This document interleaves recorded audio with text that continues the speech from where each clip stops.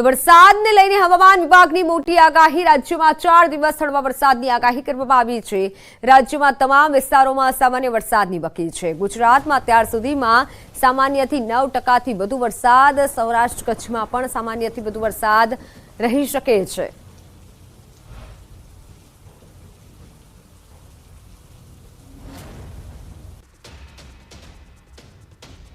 વરસાદ ખેંચાતા નર્મદા નીર માંગતા ઉત્તર ગુજરાતને હવે નર્મદા નીરના પાણી મળશે। રાજ્ય સરકારે સૌરાષ્ટ્ર સહિત ઉત્તર ગુજરાતને નર્મદાના પાણી આપવાનો નિર્ણય કર્યો છે। આ તરફ બનાસકાંઠામાં નર્મદા મેઇન કેનાલ ટોટાણા એસ્કેપથી 311 ક્યુસેક પાણી છોડાતા કાંકરેજના કેટલાક ગામને એલર્ટ કરાયા છે। નદી વિસ્તાર નજીક આવેલા કાંકરેજના ટોટાણા, સિયા, શુદ્રોસણ, સોહનપુરા અને ભદ્રેવાડી ગામોને સાવદા કરાયા છે। સરદાર સરોવર ડેમમાંથી કોઈપણ સમય પાણીનો જથ્થો છોડવાની સ્થિતિને લઈને સૂચના અપાઈ છે। હાલ કાંકરેજ મામલતદારે નદી વિસ્તારના ગામોને તાકીદ કરી છે।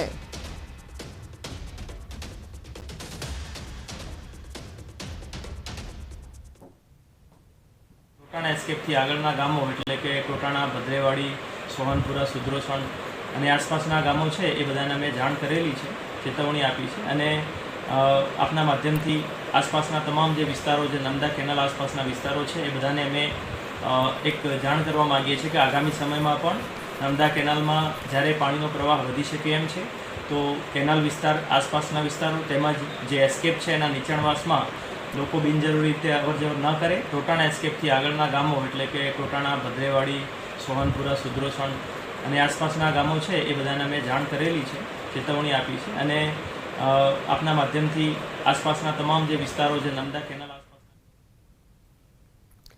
તો હવે વાત ભૂતિયા શિક્ષકોની।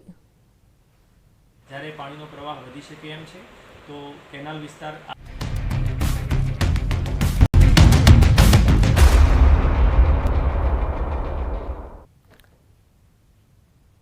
શાળા છે, વિદ્યાર્થીઓ પણ છે, પરંતુ શિક્ષક નથી અને શાળાને લાગેલા છે તાળા।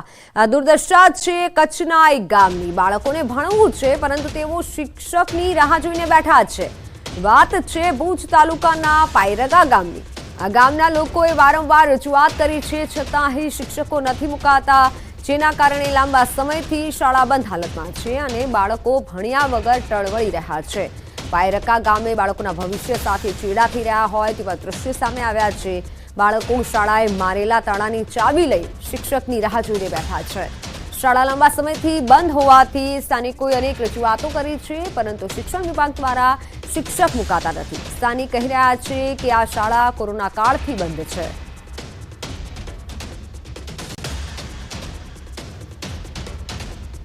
શિક્ષણ વિભાગની આ ઘોર બેદરકારી કહી શકાય। શિક્ષણ વિભાગ આ મુદ્દે કંઈક કરે તેવું સ્થાનિકો કહી રહ્યા છે। અહીંયા કને એક પણ શિક્ષક ન હોય। છેલ્લા કોરોના કાળથી આ છોકરાઓ પાસે ચાવી છે, તાળું લાગેલું પડ્યું છે, આ સ્કૂલ બંધ પડી છે। અત્યારે ગામમાં જે સ્કૂલ છે, પ્રાથમિક શાળા, એ છેલ્લા કોરોના કાળથી જ્યારે બંધ થઈને સ્કૂલો ત્યારથી લઈને આજ તારીખ સુધી બંધ પડી છે। એકવાર લાસ્ટ સત્ર એક પૂરું કરાવ્યું, પ્રવાસી શિક્ષક તરીકે આપ્યું હતું। એ લગભગ આ વેકેશન જે પૂરું થયું, ઉનાળુ વેકેશન, ત્યાર પછી આજ તારીખ સુધીમાં સ્કૂલ ચાલુ નથી થઈ। છેલ્લા 7-8 મહિના જ ચાલુ રહી કોરોના કાળથી લઈને આજ તારીખ સુધી।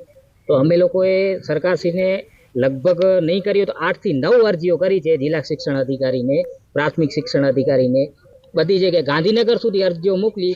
હજી સુધી અમારી સ્કૂલનો કોઈ નિર્ણય નથી આવ્યો। નામ જણાવ્યું એમ અત્યારે ભણવા જાઓ છો બેટા? કેમ નથી ભણવા જતા? સ્કૂલ નહીં ખુલ્લી। સ્કૂલમાં સાહેબ નથી આવતા? કેટલા સમયથી નથી આવતા? વેકેશનથી। સ્કૂલ બંધ પડી છે, હવે ક્યાં જાય? કેટલા સમયથી બંધ છે? કોરોનાથી। કયા ધોરણમાં ભણો? 5મામાં ભણું છું, પણ હવે અહીંયા 7મા સુધી છે, પણ હવે ચાલુ નથી। તો આ ગામથી 10 કિલોમીટરના અંતરે આવેલા પીરવાડી ગામ કે જ્યાં પાયરકાથી વિપરીત પરિસ્થિતિ જોવા મળી। અહીં ઓન રેકોર્ડ માત્ર 6 વિદ્યાર્થીઓ છે અને 2 શિક્ષકો નિયમિત બાળકોને ભણાવે છે, જેથી સમજી શકાય કે પાયરકા ગામે 16 થી 18 બાળકો છે અને એક પણ શિક્ષક નથી આવતા, જેથી શાળા બંધ છે અને પીરવાડીમાં 6 વિદ્યાર્થીઓને 2 શિક્ષકો દ્વારા ભણાવાય છે।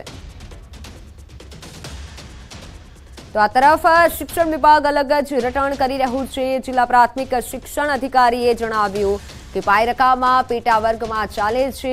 તેઓ તો ત્યાં સુધી કહ્યું છે તેઓએ કે પાયરકાની શાળા રેગ્યુલર શાળા નથી.